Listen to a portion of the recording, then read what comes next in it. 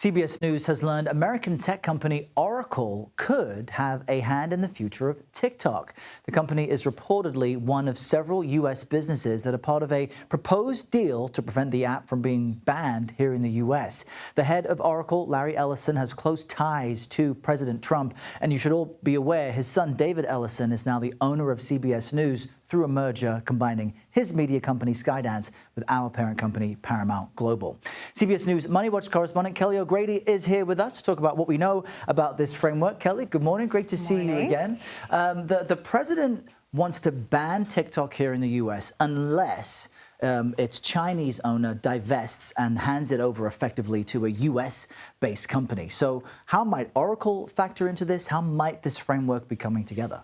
And by the way, it wouldn't just be the president. So this was actually passed by Congress before he took office. So this was a bipartisan effort over the concerns of a Chinese company and ultimately the Chinese government having access to the user data of you and me if we're using TikTok. So in terms of how Oracle might factor into all of this, if you remember back in under Trump's first administration, he did want to ban it, very much so.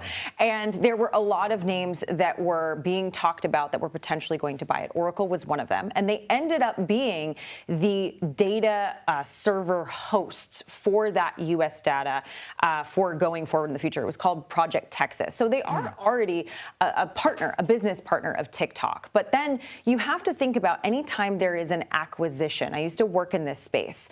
Is it going to get approved, right? Are there any antitrust concerns given the fact that the president has given this blessing or his blessing to this potential deal? If these are the players involved, you would think that that would be going ahead.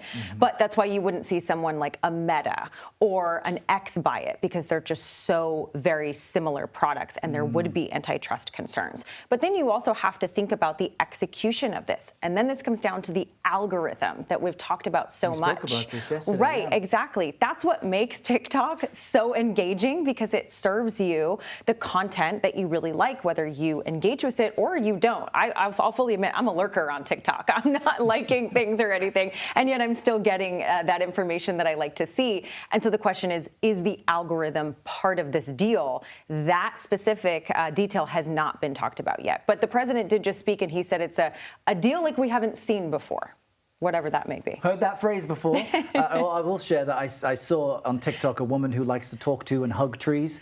I promise you, Kelly, I don't know anything about the thing, but it's feeding me the wild stuff too. What does Errol like to know? The algorithm is crazy. You can hug and talk to trees, apparently.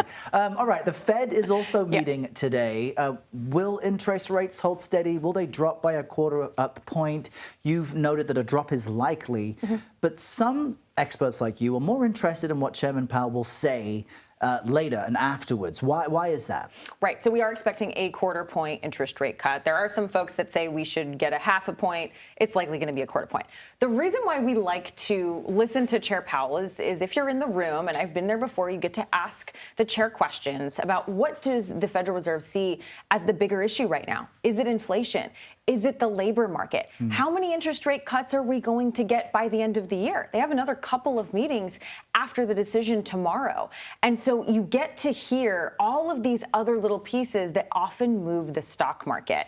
I always like to put up a chart of the Dow because I'm a nerd when Powell talks, and it moves one way or the other pretty significantly because investors are trying to read the tea leaves and say, well, how is borrowing money going to get more cheaper over the next few years, over the next few months? So that's really the important piece of it. We likely know what the decision is going to be, but it's about that future outlook. And he's very judicious with his words. So there's nothing extra there. So it's like everyone reads into everything he says. You get a spicy note every once in a while, but it's pretty rare with Powell. Let's see how much spice we get. All right, Kelly O'Grady, great to see you again. Thank you so much.